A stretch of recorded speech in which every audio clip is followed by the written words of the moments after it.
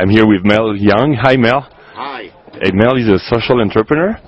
Yeah, I'm a social entrepreneur. Can you describe what it is, Mel? A social entrepreneur is somebody who's like an entrepreneur, except entrepreneurs believe in profit, and social entrepreneurs have the same DNA but believe in changing the world or changing the environment around them. So how do you change the world, Mel? Well, I'm involved in a project at the moment called the Homeless World Cup, and we involve homeless people in playing football. And as a result of them getting involved in the projects, they come off drugs. And as a result of the competition we have called the Homeless World Cup, where the players come every year, they end up getting into jobs and houses and into education. And so you started how many years ago? The first one was in 2003 in Austria, when we had 18 countries, and then last year we had a big event, our biggest event ever in Cape Town. We had 48 countries, many African countries there. It was just fabulous. And so where is the next one? Next one's in Copenhagen in Denmark and starts on the 29th of July. And then the following year, in 2008, we are in Melbourne, Australia. And Mel, can you explain how is it financed? How do you do all these things? Do you have sponsors? How does it work?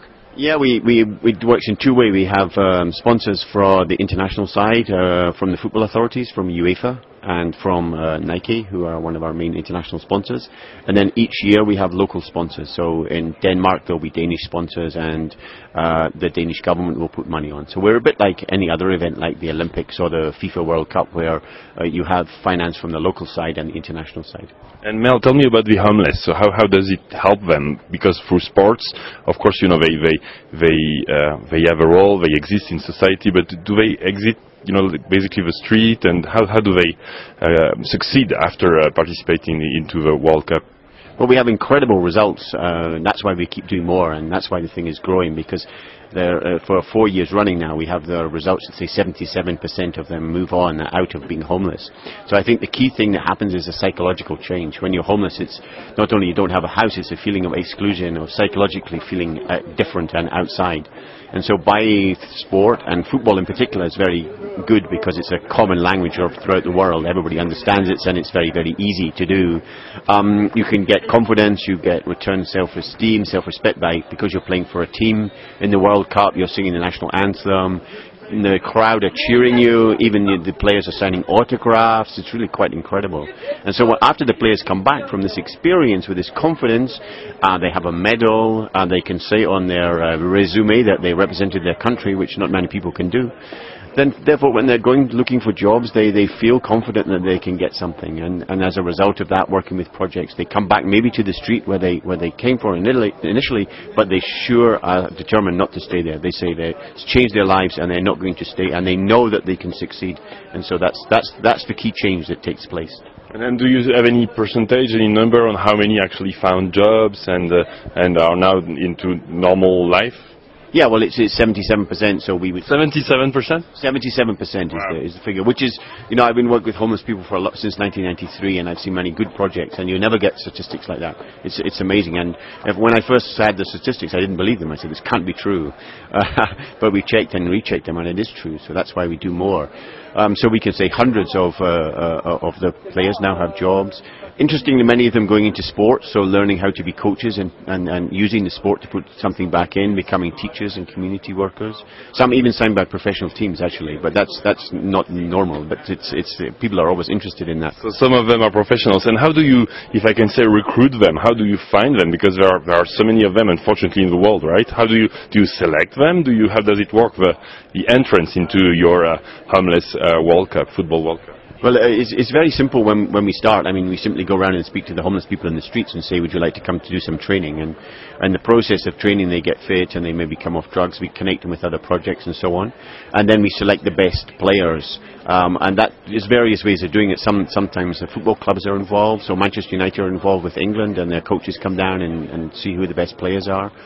Others have national championships, so competitions between cities, and the winning city becomes the team. So once that's the selection process, now we estimate that for this year's World Cup in Denmark, we have around 17,000 homeless people around the world, like at this moment, are practicing to get on the teams. 70,000. 17. Oh, okay, 17. Well, which is amazing already. Yeah, I mean, it's amazing. So it's not only about the players who get to represent their country, the players that go, it's about all the others that are getting something out of the process as well.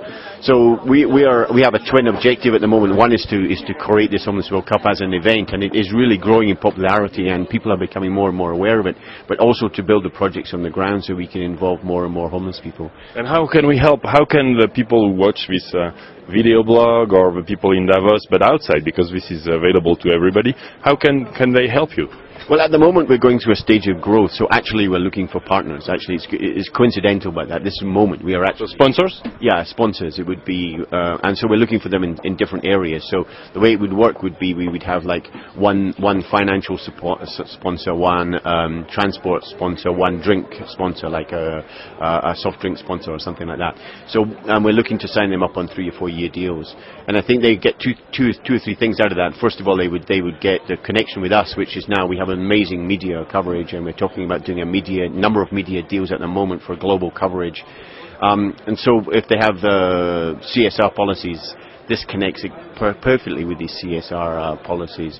And the other thing I think is that, in terms of their own profiles, this is something now that a lot of young people, like our website gets many hits, and we've even created a fan club. So what's the address of your website and how to reach you by email? It's very simple. It's www.homelessworldcup.org.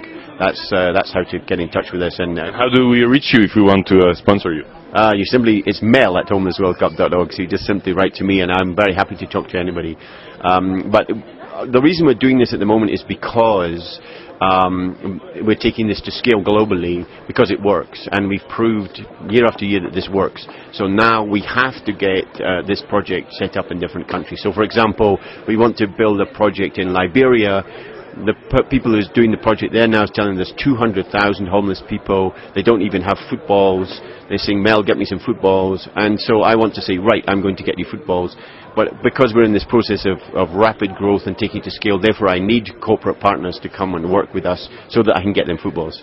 Great. Thanks very much, Mel. Thank you very much, Like. It's always very good speaking to you.